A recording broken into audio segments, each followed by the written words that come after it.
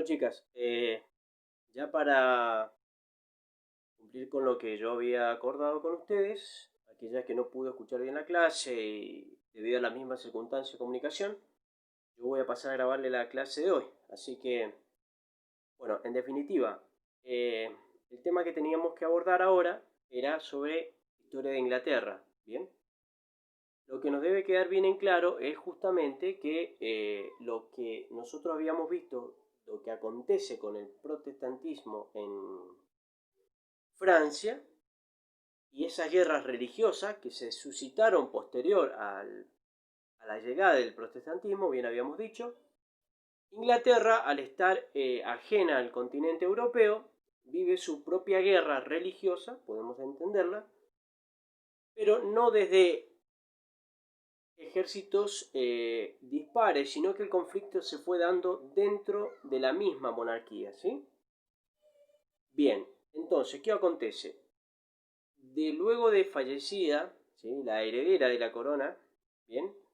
De Inglaterra, la hija de Enrique VIII, ¿bien? Es decir, estaría hablando yo aquí de la reina Isabel, aquella reina que le otorgan en su promesa de entregar su vida, su misma virginidad al reino de Inglaterra, que los mismos norteamericanos le colocan a gran parte de Estados Unidos actualmente, ¿no? Tierras de Virginia, ¿bien? Fallecida ella en el año 1603, ¿bien? El heredero de la corona inglesa pasa a ser ya de la familia de los Estuardos, ¿sí? Recuerdan ustedes que de la familia de los Tudor era heredera Isabel. María de Estuardo, recuerdan ustedes, era aquella hermana, ¿sí?, que tenía Isabel, ¿bien?, que la manda a ejecutar, y su hijo, ¿sí?, Jacobo I, por acuerdo de la misma corona, llegaría a ser el sucesor, ¿sí? Jacobo I, bien, eh, lleva adelante la misma postura que la había llevado su antecesora, es decir, perseguir a los católicos, ¿sí? Inclusive él llega a sufrir un atentado, ¿sí?, que se conoce como históricamente como la conspiración de la pólvora. Y esto a él le sirve de motivo para expulsar a los católicos de Londres, ¿sí? Inclusive llegaron a colocar un perímetro, no más de 15 kilómetros, de Londres no podían habitar los católicos, ¿sí? Además surge un problema también interno dentro de la misma corona, que es la aparición del puritanismo. Bien, ¿quiénes eran los puritanos? Recuerdan ustedes que yo les había dicho que ellos eran los calvinistas, que llegan a Inglaterra, pasan a llamarse puritanos, ¿bien? Estos puritanos, recuerdan ustedes que sosteniendo la doctrina de Juan Calvino, muchos burgueses, ¿sí?, banqueros o gente de muchos recursos económicos se siente bastante cómoda con esta nueva doctrina porque al hablar de predestinación sostenían que aquella persona que estaba elegida, porque ellos hablaban de los predestinados a la vida eterna, eran aquellos que Dios les mostraba, les manifestaba, ¿bien?, riqueza económica y riqueza en cuanto a los éxitos en el ámbito del poder. Bien, el Parlamento, ¿sí?, prácticamente fue ocupado en gran mayoría por estos puritanos, ¿bien? Y tenemos que entender que el rey, ¿sí?, en este auge de la modernidad, comienza a centralizar el poder en su persona, que ya lo habíamos visto, que era el absolutismo. Bien, entonces, ¿qué ocurre? El tema es que ya el Parlamento, quien era lo que dictaba las leyes de la corona, ¿bien?, comienzan a limitar el poder del rey. ¿Por qué? Resulta que el rey, al realizar diferentes campañas militares, necesitaba recursos económicos. Y eran ellos justamente lo que controlaban, ¿sí?, el dinero y los que les prestaban dinero a este monarca. ¿Bien? Entonces, al limitarle el dinero al monarca, su poder se ve coartado, ¿sí? Entonces, ¿qué hace? Directamente el rey decide disolver el parlamento, ¿bien? Es aquí donde surge la etapa del periodo que se conoce como la Revolución Inglesa, que dura desde 1640 aproximadamente, ¿sí? Se lo ubicaría, hasta prácticamente ya la década de 1680, ¿sí? Ya con el final de lo que se conoce como la gloriosa revolución concluiría. Bien, entonces Carlos directamente disuelve el parlamento, ¿sí? Hasta 1640, ¿sí? Prácticamente se calcula que fueron 11 años desde su reinado, es decir, desde 1600, ¿sí? Desde 1620 en adelante, bien, comienza este conflicto. Bien. Discúlpenme, Jacobo era el heredero de la corona, bien, de Isabel, ¿sí? A su vez, Jacobo le hereda la corona a su hijo Carlos, bien, ahí me estoy concentrando, ¿bien? Entonces, en la figura de Carlos, desde el año 1625 en adelante, comienza a tener conflicto también, igual que su padre, con el parlamento, ¿bien? Entonces, también los anglicanos, es decir, aquellos hombres que sostenían la superioridad religiosa, es decir, la autoridad religiosa era el rey, también se comienzan a oponer a este rey Carlos I. ¿Bien? Bueno, dentro de esta misma burguesía o puritanismo que empezó a ocupar lugar en el Parlamento, aparece una figura preponderante que es, en este caso, es Oliverio Cromwell. Oliver Cromwell, ¿bien? Es este personaje, ¿bien? Que el autor, ¿sí? Salvador Borrego, en esta obrita pequeña, hace una síntesis de cómo desde la modernidad en adelante la misma burguesía va generando a través de su poder económico influencia dentro de la misma monarquía. Entonces el autor, desde una perspectiva tanto filosófica como, ¿sí? Podemos considerarla teológica, ¿bien? Y política, hace todo un análisis al considerar que es el mismo rey Enrique VIII que al renunciar a la fidelidad del Papa, al renunciar a la fe de la unidad religiosa, es que va coartándole poder a la misma monarquía. ¿Por qué? Porque si él fue capaz de decir que no quería ser limitado por el Papa, a su vez el Parlamento y estos burgueses comenzaron a suscitar esta idea de que por qué nuestro poder tiene que ser limitado por un monarca. Entonces se cuestiona la autoridad del Papa y ahora estaríamos cuestionando la autoridad del rey. ¿Bien?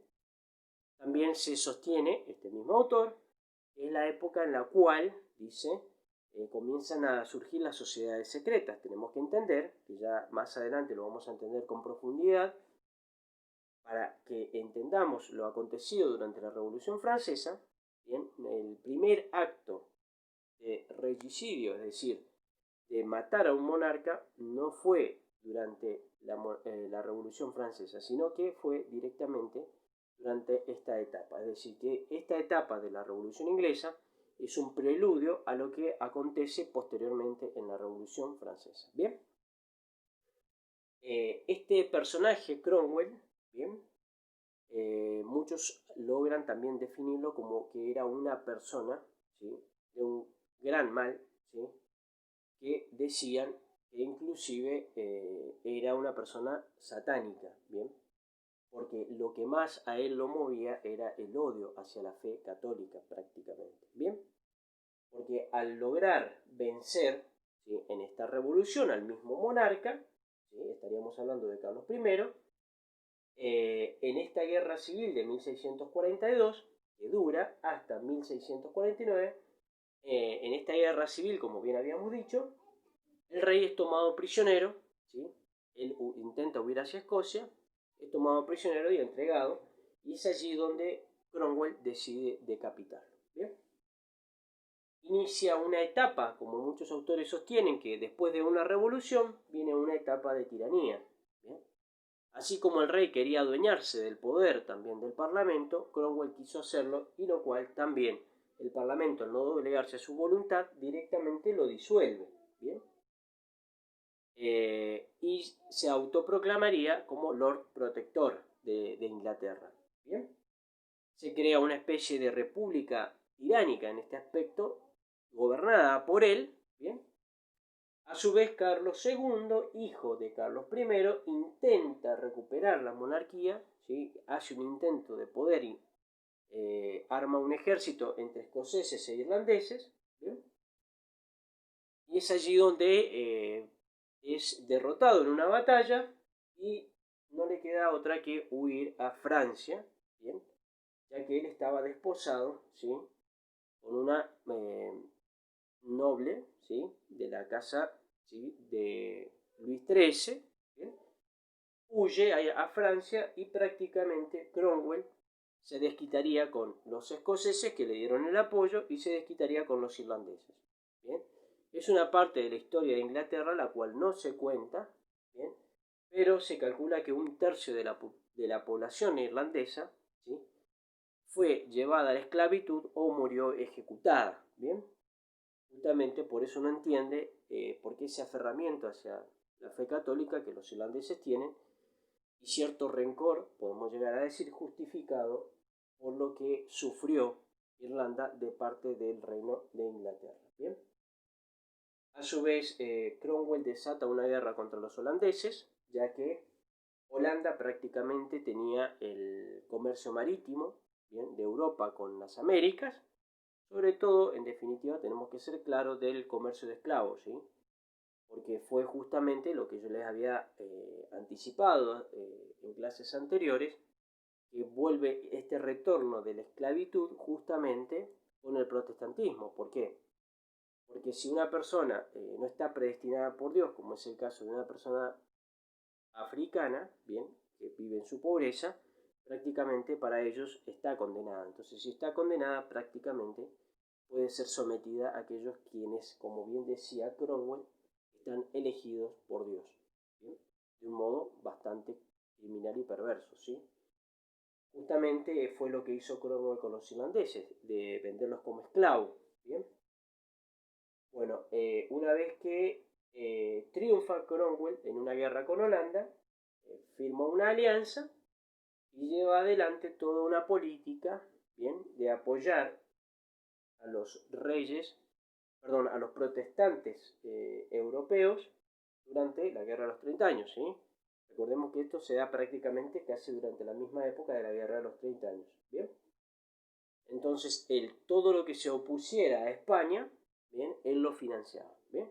Es decir, que retornan los actos de piratería y podemos entender y considerar que es a partir de Cromwell donde Inglaterra comienza a convertirse en una potencia económica y marítima. ¿Bien? Eso tiene que quedar en claro, ¿sí? Que él renueva la flota de navegación, ¿sí? Dicta leyes que beneficiaría todo el comercio de Inglaterra, ¿bien? Y todo aquello que se oponga al poder de España, él va a estar detrás, ¿bien? Bueno, estaríamos hablando de la época de la vuelta de los Estuardos, es decir, que ya una vez que muere Cromwell, ¿sí?, heredaría, su hijo, y su hijo no estaba capacitado, no tenía las condiciones como su padre.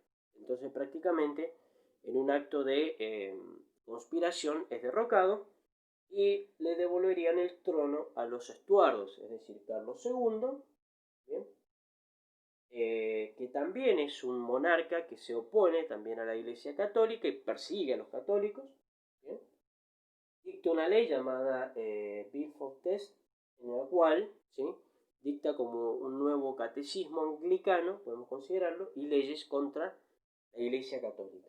¿Bien?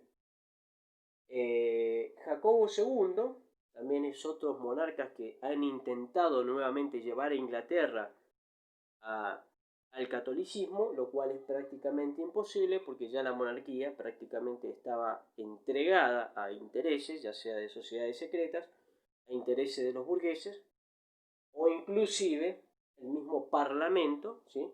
El cual estaba dividido en quienes apoyaban la monarquía absoluta, ¿bien? Que eran los Whigs, y los Tories era el otro sector que prácticamente la mayoría era puritano, pero de los cuales los miembros del mismo parlamento ninguno apoyaba en lo absoluto a la vuelta del catolicismo, ¿sí? Se genera una rebelión que depuso a Jacobo, ¿sí? Y en un acto interno, ¿bien? Es decir, de modo muy solapado, ¿sí? Se decide que su hija, ¿bien? María, contraiga matrimonio con este monarca de una nueva casa, que es la casa de los Orange, ¿bien? El cual funda una nueva dinastía, ¿bien? En Inglaterra, y esta dinastía estaría compuesta, ¿sí? Por aquellos quienes apoyaban prácticamente, ¿sí?